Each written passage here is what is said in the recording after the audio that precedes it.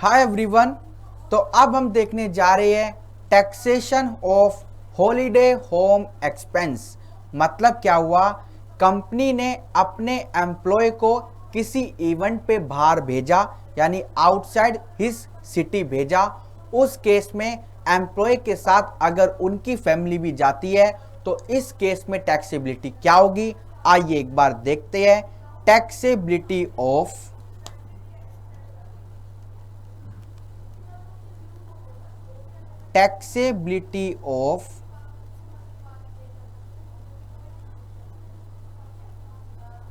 taxability of traveling,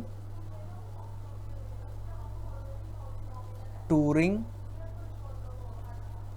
और holiday home expense on holiday।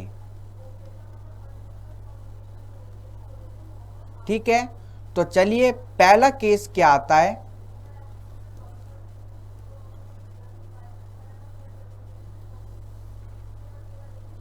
हाँ जी, तो पहला केस आपका आता है अगर वो ट्रिप एक ऑफिशियल पर्पज से है बट साथ में अगर आपकी फैमिली भी है तो उस केस में टैक्सेबल अमाउंट क्या होगी वो हम लिखने जा रहे हैं।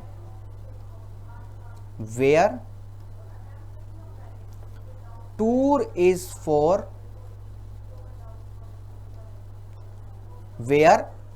Is for official purpose with family members.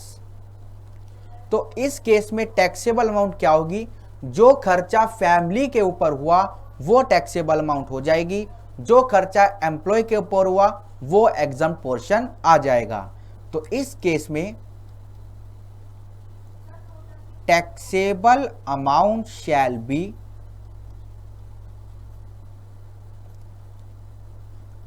expenditure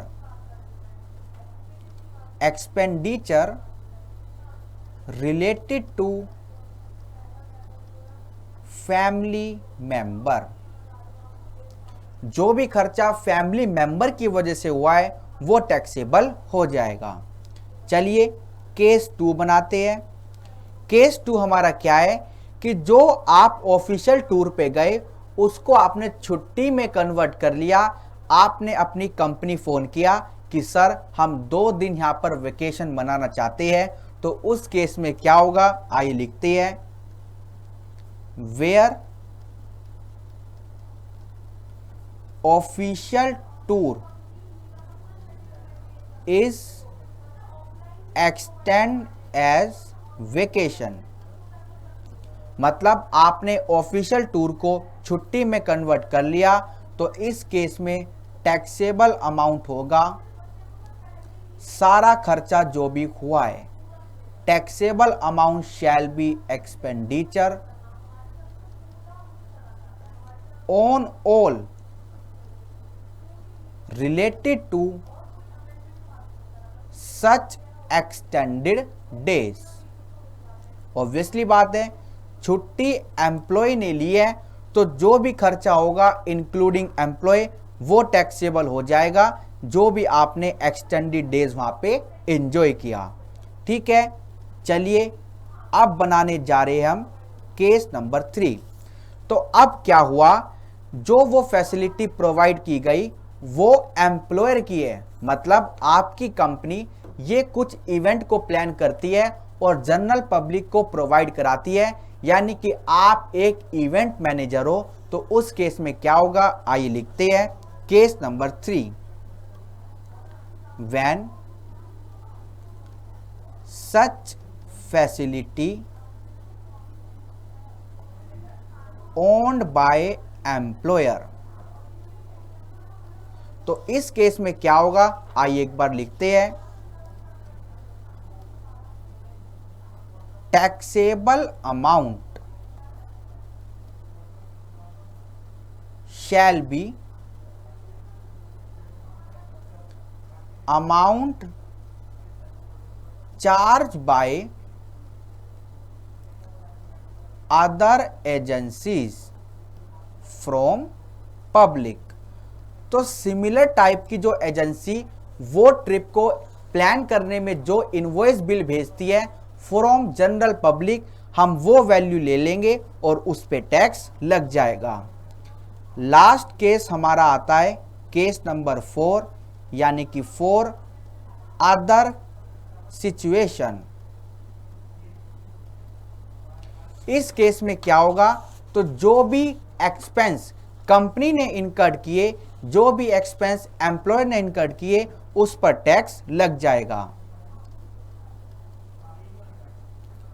taxable amount shall be amount incurred by employer. ठीक है, तो 4 केस हमारे पूरे होते हैं। अब कुछ एक बार नोट देखते हैं। नोट नंबर 1 क्या कहता है, recovery from employ shall be reduce. ये तो एक कॉमन नोट है, एक जनरल नोट है। दूसरा है LTC, leave travel concession provided.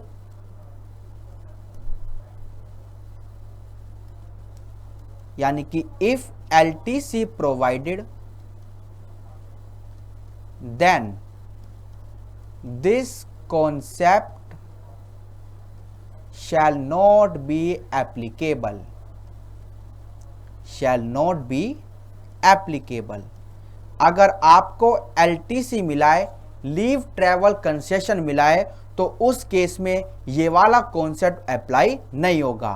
तो हमने क्या देखा, taxation of travelling, touring, holiday home expense on holiday.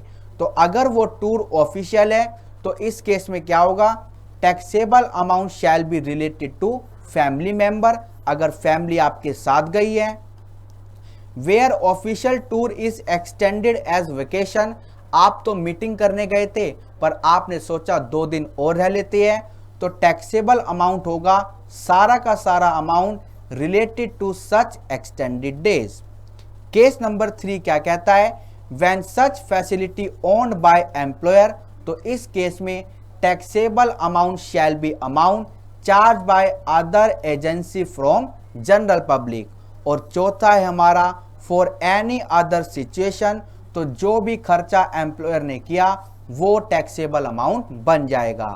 कोई अगर रिकवरी हो गई है तो उसको माइनस करेंगे, और अगर LTC का केस है तो ये वाला कॉन्सेप्ट नहीं लगेगा।